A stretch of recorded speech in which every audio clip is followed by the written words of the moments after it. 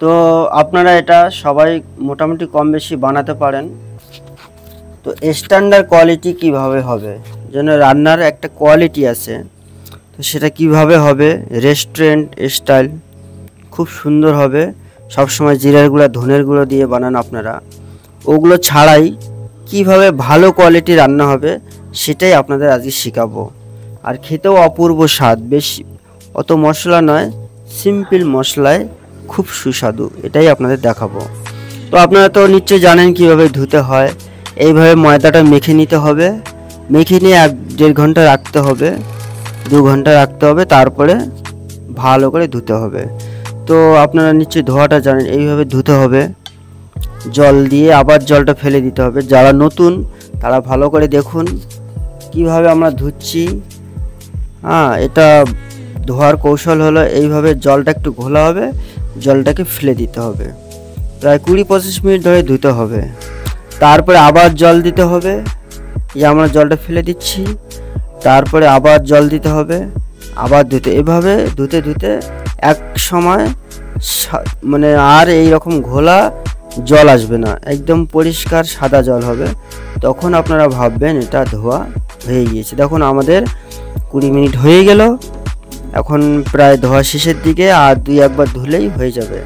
তো এবার মেন যেটা, সেটা হলো কিভাবে আপনারা সবজিটা বানাবেন, এটাই হলো মেন। আর এর জন্যই আপনাদের এতটা টাইম ধৈর্য করে সহকারে আপনারা দেখলেন, ধৈর্য সহকারে আর ধৈর্য ধরলাম আমি। তো আপনাদের অসংখ্য ধন্যবাদ, আর অবশ্যই চ্যানেলটি সাবস্ক্রাইব করবেন আর শেয়ার করে দেওয়ার চেষ্টা করবেন। তো এবার দেখুন আমরা এটাকে এবার ছোট ছোট গুচি করে তেলে ভাজবো, তারপরে আমরা সবজিটা বানাবো। আর সেই সবজিটা বানাবো মানে সিম্পল 2-1টা মশলা, আমরা বেশি মশলা দেবো না, সেটাই আপনাদের দেখানোর জন্য ভিডিওটা বানানো। তো আপনারা এই সবজিটা নিশ্চয়ই অনেকেই ঘরে বানান, আমাদের যারা এটা খেয়ে থাকেন তারা আজকে এটা খেয়ে দেখুন এইভাবে বানিয়ে। এটা অন্যরকম রেসিপি আর অন্যরকম স্বাদ। আর এতে মাস্ট বাটার লাগবে, বাটারটা দিলে একটা অপূর্ব স্বাদ হবে। তো দেখুন ধোয়া হয়ে গেছে, ঠিক এভাবে ধুবেন। এখন ধোয়া হয়ে গেলে এইভাবে কেটে কেটে নিয়ে ছোট ছোট গুচি গুচি করে তেলে ভেজে নিতে হবে। আর তেলে ভাজা হয়ে গেলে তারপরেই আমরা সবজিটা রান্না করা আপনাদের নেক্সট স্টেপ সেটা আপনাদের দেখাবো। ফ্রাই ইন দ্য অয়েল, এবার আমরা ফ্রাই করছি। আর আপনারা চ্যানেলটি সাবস্ক্রাইব করতে ভুলবেন না, আর আপনারা দেখতে থাকুন, ঠিক এভাবেই ভাজবেন। আর বেশি ভাজার দরকার নেই, একটু মিডিয়াম হালকা লাল হলেই নামিয়ে দিয়ে দেবেন। এবার আমার তেলের মধ্যে কি কি দিচ্ছি আপনারা এটাই ভালো করে ফলো করবেন। মেন আমার তেল দিলাম, তেজপাতা দিলাম, আর গুটি কয়েক গোটা গোটা গরম মশলা। গরম মশলাটা হয়ে যাচ্ছে, ততক্ষণে আমরা 2টো শুকনো লঙ্কা ভেঙে দিব। শুকনো লঙ্কাটা হয়ে গেলে আপনারা আদা আর হিং, এটা জিরার গুঁড়া বা গোটা জিরা কিচ্ছু লাগবে না, এই যে আদা আর হিংটা দেওয়া হলো বাস। আর যদি কেউ কাজু পোস্ত সামর্থ্য হয় দেবেন, আর যদি না হয় না দিলেও শুধু টমেটো দিলেও হবে। তো একটু হলুদ আর একটু নুন দিয়ে দিচ্ছি, আপনারা যেমন পরিমাণ মতো নুন দিয়ে দেবেন, যেমন আপনাদের প্রয়োজন অনুযায়ী নুন দিয়ে দেবেন। আর টমেটো আপনারা কেটেও দিতে পারেন, মিক্সিং করেও দিতে পারেন, কোনো অসুবিধা নেই, যে একটা দিলেই হলো।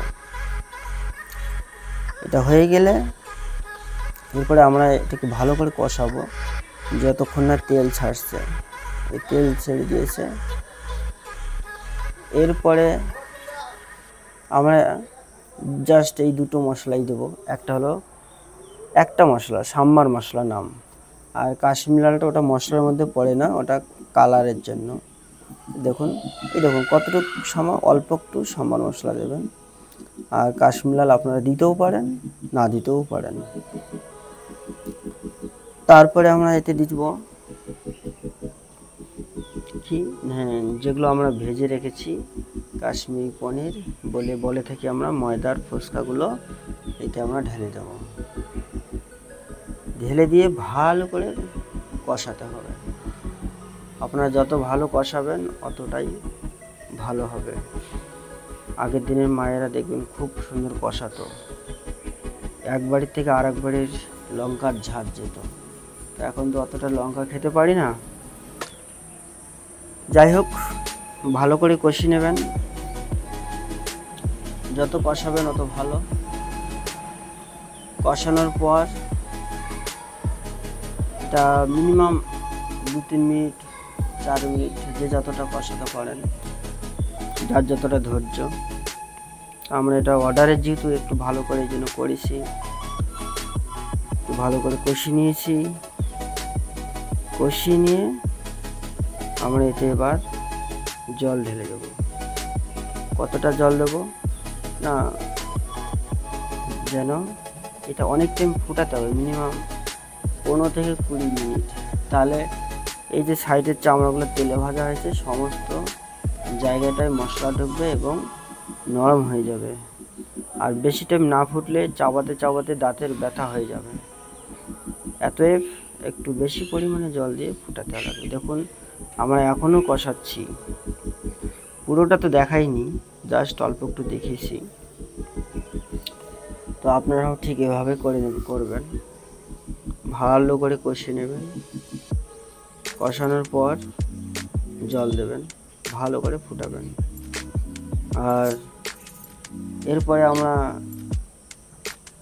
সাউথ ইন্ডিয়ান ডিশ দেখাবো, চাইনিজ ডিশ কি কি মশলা লাগে সেটা দেখাবো, এবং ইতালিয়ান আমরা একটা ছেড়েছি পিৎজা, আলু ছাড়বো।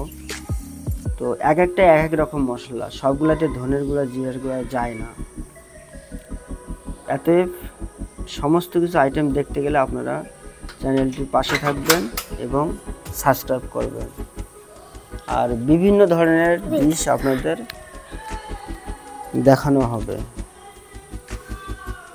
আর আপনারা অবশ্যই শিখতে পারবেন। আমরা যেমন একটা প্যানকেক দেখিয়েছি, খুব কম খরচা ছিল না, আর ঘরে বসে করা যেত।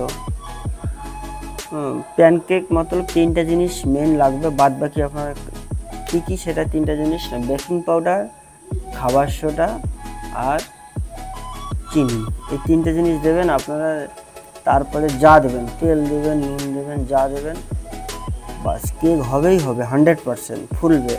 চিনি না দিলে কেক ফুলবে না, বেকিং পাউডার না দিলে কেক ফুলবে না, একটা জিনিস মিস গেলেই হবে না। তো এতএব আপনারা এসব শিখাবো টিপস আপনাদের, সব কিছু, কীভাবে কুকিজ বানায়, কীভাবে পেটিস বানায়। তো আপনারা ধৈর্য ধরে দেখলেন।